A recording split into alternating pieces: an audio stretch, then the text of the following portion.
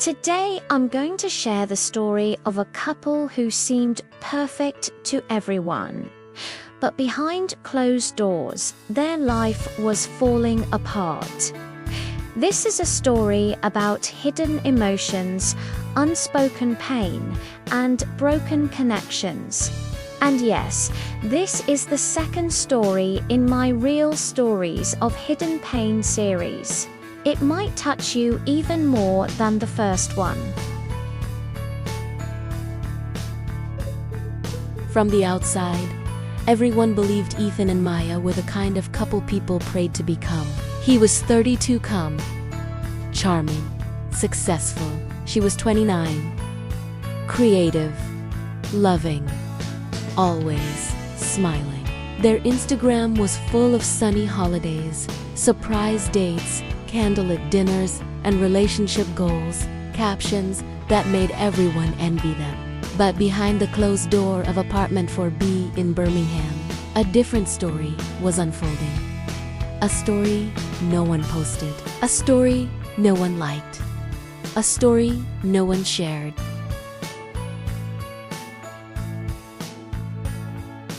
Every morning, Maya would stand in front of the mirror, practicing the same smile she used to hide everything.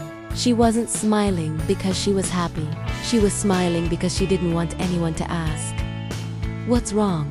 Ethan left early for work every day, a high-pressure corporate job that demanded deadlines more than relationships. By the time he came home, he wasn't a husband anymore.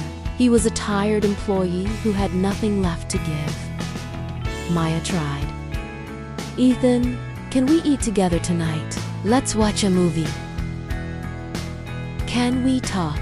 But Ethan always had the same reply. "Not now, Maya. I'm exhausted."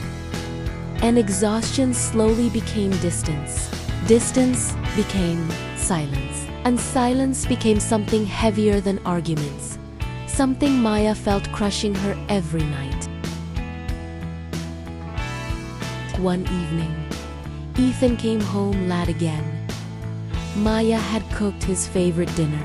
2 plates were set, candles lit, soft music playing. A perfect dinner for 2 people who were no longer perfect. Ethan dropped his bag and walked past the table without a word. Maya's heart sank. "Ethan, can we please talk?" she whispered. He rubbed his face in frustration. "Maya, not tonight. I'm tired." Her eyes filled instantly. It wasn't the first time she heard those words, but it was the first time they hurt this badly. She looked at him really.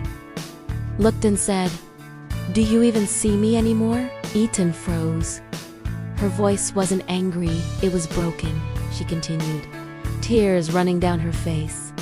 "People think we're perfect, but we don't even talk. We don't laugh. We don't touch.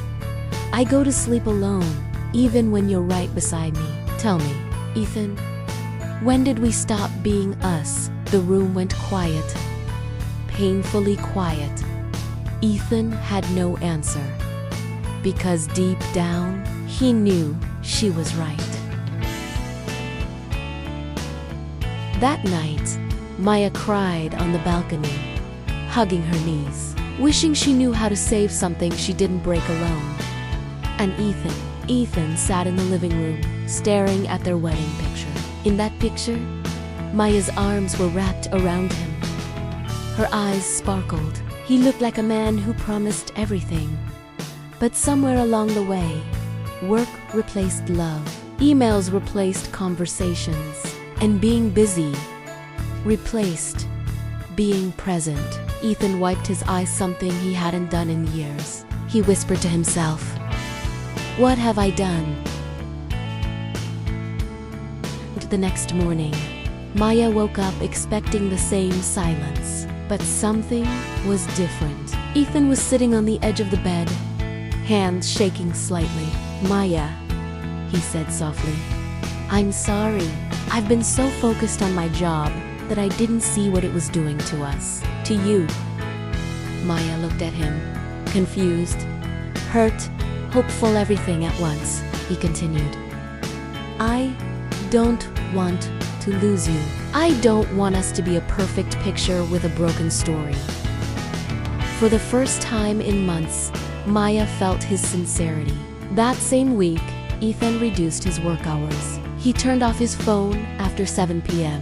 They booked a couple's therapy session. They started taking evening walks against small, simple, human moments. And slowly, the apartment that once echoed with silence began to echo with laughter again. Never assume someone is okay just because they're smiling.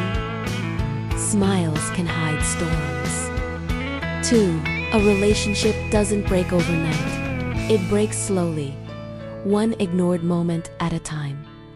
Small efforts matter more than big gestures. 3.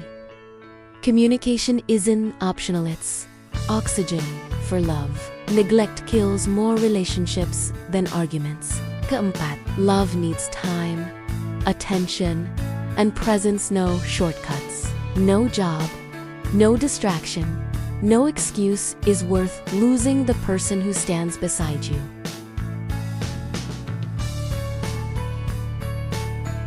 Solutions for those facing something similar.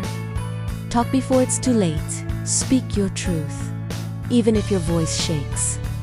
Set boundaries with work. No job should consume your entire emotional space. Create weekly as a walk, a meal, a conversation. 1 hour can save what months of silence destroy. Get help. Therapy isn't a sign of weakness, it's a sign of willingness to heal.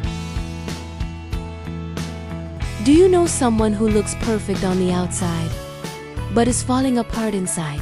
Or maybe it's your own story? Tell me in the comments. Your words might help someone else feel less alone. And if this story touched your heart, wait for the next episode, because the next story is even deeper, even more emotional, and it might feel a little too real. See you in the next story.